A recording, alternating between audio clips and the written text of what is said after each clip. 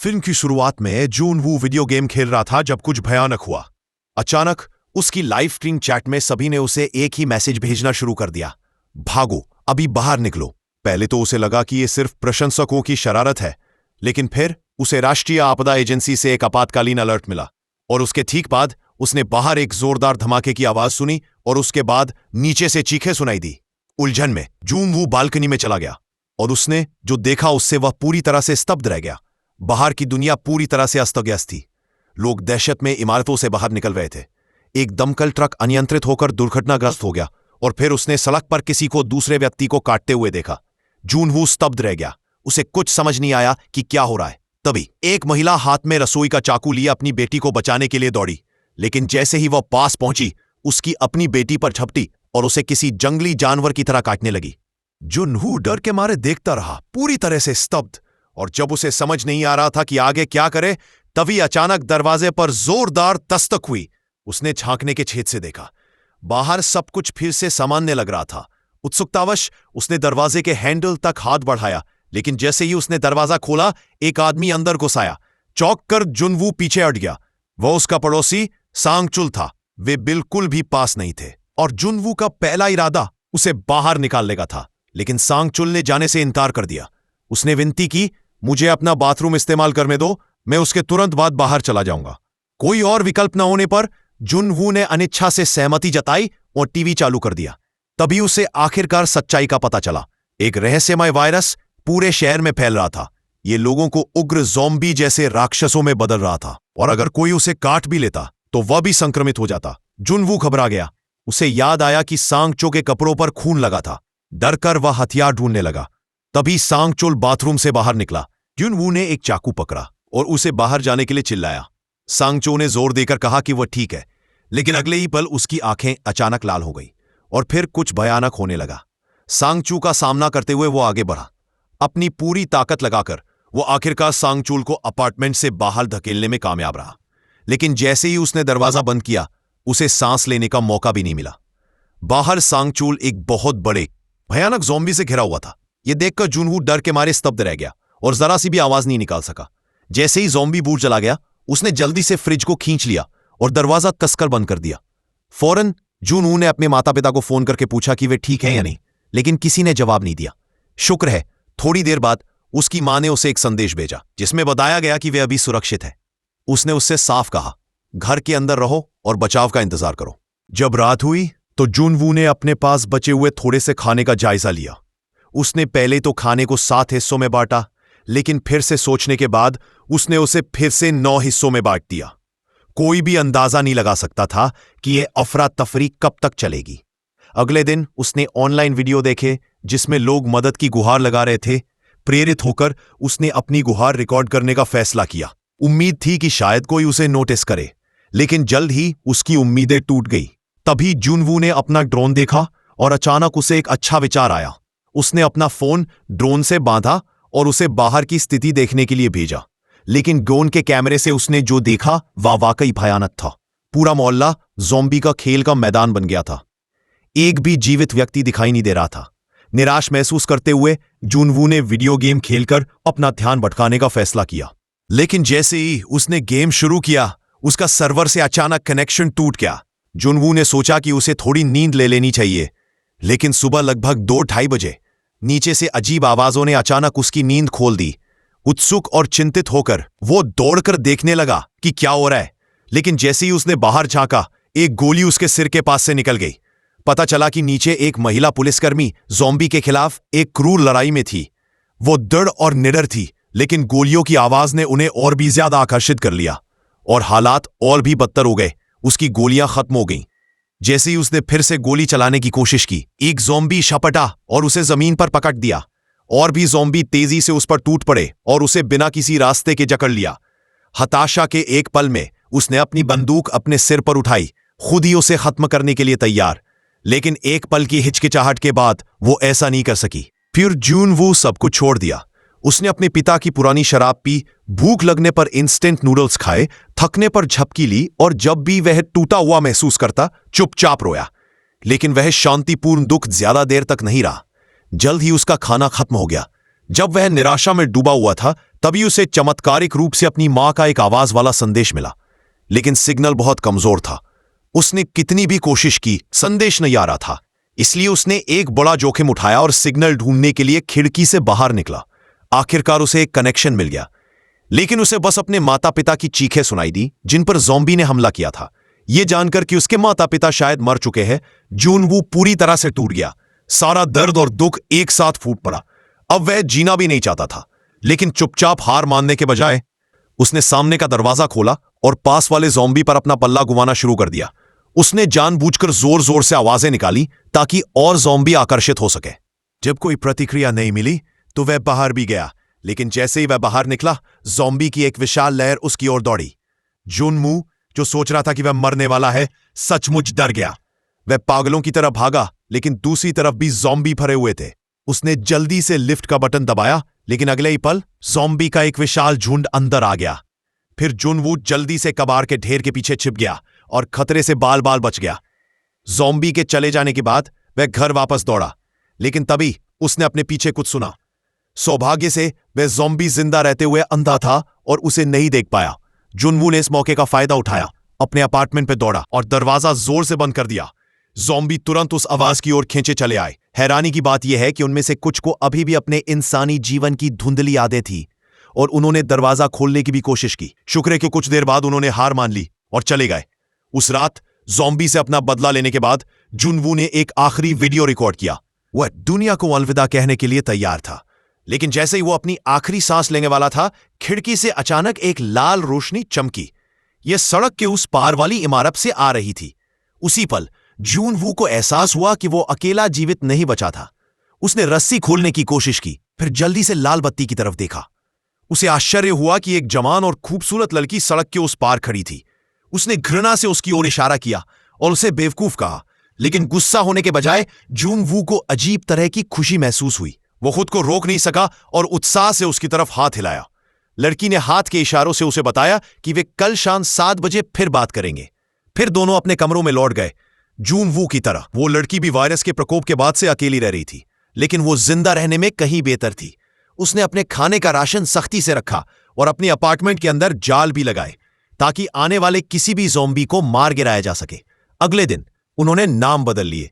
लड़की का नाम किम था। तब तक जुनवू पूरा दिन बिना खाए रह चुका था। उसने अपने पेट को दर्द से पकड़ा। किम ने उसकी स्थिति देखी और उसे कुछ खाने के लिए भेजने का फैसला किया। उसकी योजना एक बेसबॉल में एक धागा बांधने, उसे एक तरफ फेंकने और उससे दोनों इमारतों को जोड़ने की थी, लेकिन उसने दूरी का अंदाजा कम लगाया। सौभाग्य से जुनवू को समझ आ गया कि वो क्या करने की कोशिश कर रही है और उसने अपने ड्रोन का इस्तेमाल करके धागा उसके पास उड़ा दिया। ये कारगर रहा और जल्द ही जुनवू को किम का खाने का पैकेट मिल गया। आखिरकार उसने एक अच्छे खाने का आनंद लिया, लेकिन ठीक उसी समय कुछ अप्रत्याशित हुआ। एक ज़ॉम्बी रूपी अग्निशामक ने रस्सी से बंधे बेसबॉल को देखा। जुनवू ने तुरंत किम को चेतावनी दी। जैसे ही वो रस्सी खोलने के लिए दौड़ी, ज़ॉम्बी ने उसे जोर से खींचा और एक मेज किम पर पटक दी और वो बेहोश हो गई। इससे भी बुरी बात यह थी कि इस ज़ॉम्बी में अभी भी वो हुनर था जो उसने जिंदा रहते हुए दिखाया था। वो इमारत पर चढ़ने लगा। जुनवू ने एक बोतल उठाई और ज़ॉम्बी का ध्यान भटकाने के लिए उस पर फेंकी, लेकिन ज़ॉम्बी को जरा भी परवाह नहीं थी। किम के अपार्टमेंट के और करीब चढ़ गया। जुनवू ने दखल देने के लिए अपना ड्रोन उड़ाया। शुरू में तो यह काम कर गया, लेकिन ज़ॉम्बी ने जल्द ही ड्रोन को नीचे गिरा दिया। जैसे ही ज़ॉम्बी किम के कमरे में घुसने वाला था, शुक्र है कि वह समय पर जाग गई। फिर किम ने दूरबीन निकाली और कुछ दिलचस्प चीज देखी। पास की एक और इमारत की 8वीं मंजिल पूरी तरह से ज़ॉम्बी मुक्त लग रही थी। जैसे जैसे समय बीतता गया, उनके खाने पीने का सामान खतरनाक रूप से कम होता गया। अगर उन्हें जिंदा रहना था तो उनके पास बाहर जाकर और खाने की तलाश करने के अलावा कोई चारा नहीं था। उस रात जुनवू ने अपने पैरों में तौलिए लपेट लिए ताकि वह कोई आवाज ना करे। उसने अपना बेसबॉल बैट पकड़ा और दरवाजे से बाहर निकल गया। दालान में उसे एक पड़ोसी की लाश पर चाबियां मिली। उसने उनका इस्तेमाल बगल वाले अपार्टमेंट में घुसने के लिए किया। अंदर उसने तुरंत देखा कि कोई फर्श पर पड़ा है। उसने उस व्यक्ति पर जूता फेंका। कोई प्रतिक्रिया नहीं हुई। जब उसने फ्रिज खोला तो एक बुरी गंध उसकी नाक में आई, लेकिन शुक्र है अभी भी कुछ डिब्बा बंद सामान और पेय पदार्थ थे। उसने उन्हें पैक किया और ढूंढता रहा। शव वाले कमरे में उसे और भी डिब्बे और 2 वॉकी टॉकी मिले। जैसे ही वह जाने वाला था, जुनवू ने शव को और करीब से देखने का मूर्खतापूर्ण फैसला किया।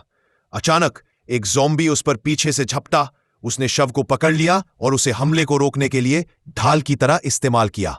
फिर वह दालान से भागा, घर की ओर दौड़ा और दरवाजा जोर से बंद कर दिया।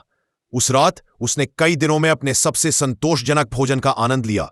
खाने के बाद उसने आधा खाना और एक वॉकी टॉकी एक डिब्बे में पैक किया और उसे किम के पास भेज दिया, उनकी इमारतों के बीच लगी रस्सी का इस्तेमाल करके। अगली सुबह वॉकी टॉकी से एक आवाज आई। वह किम ही था जो उसे खाने के लिए धन्यवाद दे रहा था।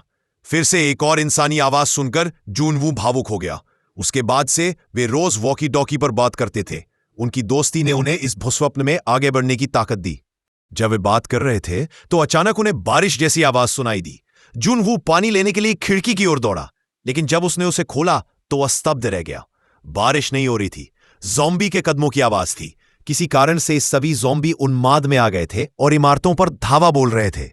वे दोनों तुरंत जमीन पर गिर पड़े, एक भी आवाज करने से डर रहे थे। जैसे ही किम ने अपनी कुल्हाड़ी उठाई, गलती से एक शेल्फ गिर गई। इस आवाज ने ज़ॉम्बी का ध्यान खींचा। वे किम के अपार्टमेंट की ओर रेंगने लगे। उसने उनके कदमों की आहट सुनी जो करीब आते जा रहे थे और वह घबराने लगी। फिर जूनवू ने उसका अपार्टमेंट नंबर पूछा। जैसे ही ज़ॉम्बी उसके दरवाजे पर पहुंचे, अगले अपार्टमेंट में एक फोन बजने लगा। ज़ॉम्बी मुड़े और आवाज का पीछा करने लगे। पता चला कि जूनवू ने ध्यान भटकाने के लिए फोन किया था। जूनवू तेज सोच ने किम की जान बचा ली। अब उनकी मंजिल पर ज़ॉम्बी बेकाबू हो रहे थे और उनका खाना तेजी से खत्म हो रहा था। यहां रहना बहुत खतरनाक था। उन्होंने उस मंजिल पर जाने का फैसला किया जिसे किम ने पहले देखा था, जहां कोई ज़ॉम्बी नहीं था। उन्होंने अपना सारा सामान समेटना शुरू कर दिया। फिर किम ने जल्दी से रस्सी बांध ली, ठीक वैसे ही जैसे जूनवू ने उसे पहले जाने देने के लिए कहा था। किम बिना किसी हिचकिचाहट के नीचे कूद गया। जैसे ही वो जमीन पर उतरी, ज़ॉम्बी चारों तरफ से झड़पने लगे, लेकिन किम ने अपनी चढ़ाई करने वाली कुल्हाड़ी निकाली और किसी तरह भीड़ से बचकर अपना रास्ता बनाया। जूनवू ऊपर से स्तब्ध होकर देख रहा था, लेकिन जैसे ही किम ने एक गिरे हुए पुलिस वाले की गिराई हुई बंदूक उठाई, एक ज़ॉम्बी ने उसे जमीन पर पटक दिया। उस नाजुक पल में जूनवू ठीक समय पर आ गया। उसने ज़ॉम्बी को नीचे उतारा और उसे सीढ़ियों में खींच लिया। जैसे ही वे नई इमारत के अंदर पहुंचे, उन्होंने जल्दी से कांच का दरवाजा बंद कर दिया। दरवाजा खुलने से ठीक पहले वे लिफ्ट में घुसने में कामयाब रहे। खुशकिस्मती से उसमें अभी भी बैकअप पावर थी। उन्होंने पहले ही 8वीं मंजिल का नजरिया बना लिया था और जैसा कि उम्मीद थी, वहां सन्नाटा था। वे घर घर जाकर एक सुरक्षित कमरा ढूंढने की कोशिश करने लगे, लेकिन अचानक दालान में एक अकेला ज़ॉम्बी दिखाई दिया। ये देखकर कि वहां सिर्फ एक ही ज़ॉम्बी था, जूनवू हमला करने के लिए तैयार हो गया। लेकिन तभी सीढ़ियों से एक पूरा झुंड भागता हुआ आया। यह एक पूरी तरह से आपात स्थिति थी। किम तोड़कर और दरवाजे खोलने की कोशिश करने लगी, जबकि जूनवू ने हमला करने वाले ज़ॉम्बी को रोकने के लिए एक गेट तोड़ दिया। तभी एक दरवाजा खुला, एक हाथ ने किम को पकड़ लिया और उसे अंदर खींच लिया। इसके बाद एक धुएं का ग्रेनेड दालान से उड़ता हुआ आया। एक रहस्यमय आदमी प्रकट हुआ और उसने जूनवू को भी कमरे में खींच लिया। वे अभी के लिए सुरक्षित थे, लेकिन किम सतर्क रही क्योंकि उसे अच्छी तरह याद था कि यह मंजिल खाली होनी चाहिए थी। उस आदमी ने उन दोनों के लिए एक एक गिलास पानी डाला। उनकी हिचकिचाहट देखकर उसने कहा कि मैं समझ गया। उसे पूरा पानी एक ही घूंट में पीते देखने के बाद ही उन्होंने आखिरकार उसे ध्यान से पीने की हिम्मत की। ऐसा लग रहा था कि वह सचमुच एक साथी उत्तरजीवी था। इसके बाद वह कुछ खाना लाया। भूखे जोड़े ने तुरंत भेड़ियों की तरह खाना शुरू कर दिया। उस आदमी ने उन्हें बिना किसी चिंता के खाने के लिए कहा। उसने अभी अभी रेडियो पर सुना था कि एक बचाव दल आ रहा है। इस खबर ने उनके चेहरे खिल उठे। वे बहुत भावुक हो गए। वे लगभग रो पड़े। आशा आखिरकार आ गई थी, लेकिन किम को अचानक लगा कि कुछ गड़बड़ है।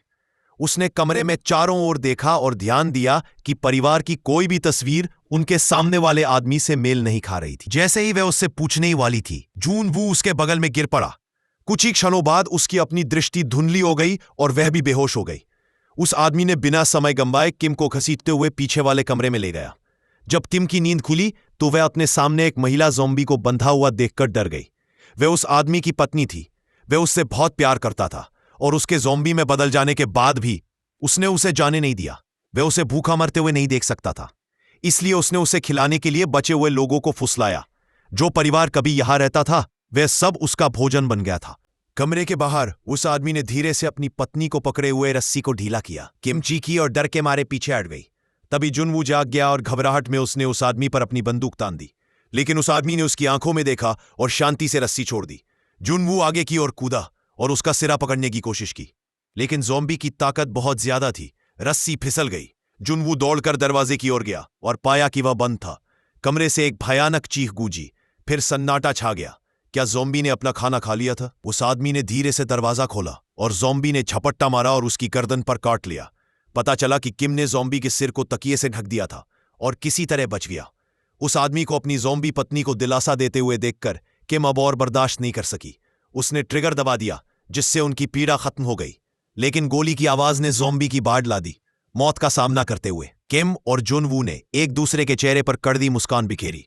उन्होंने अपनी बंदूकें उठाई, सब कुछ खत्म करने के लिए तैयार। लेकिन तभी बाहर एक तेज गड़गड़ाहट गूंजी। वे खिड़की की ओर दौड़े। एक बचाव हेलीकॉप्टर आ रहा था। उनके दिलों में उम्मीद की किरणें फिर से जाग उठी। नए दृढ़ संकल्प के साथ वे दालान में भागे। भागती हुई भीड़ से बाल बाल बचने के बाद जुनवू ने पीछा कर रहे ज़ॉम्बी को रोकने के लिए एक बाइक का इस्तेमाल किया। आखिरकार वे छत पर पहुंच गए और दरवाजा बंद कर दिया। लेकिन चाहे उन्होंने उसे रोकने के लिए कितनी भी कोशिश की, ज़ॉम्बी अंदर घुसी गए।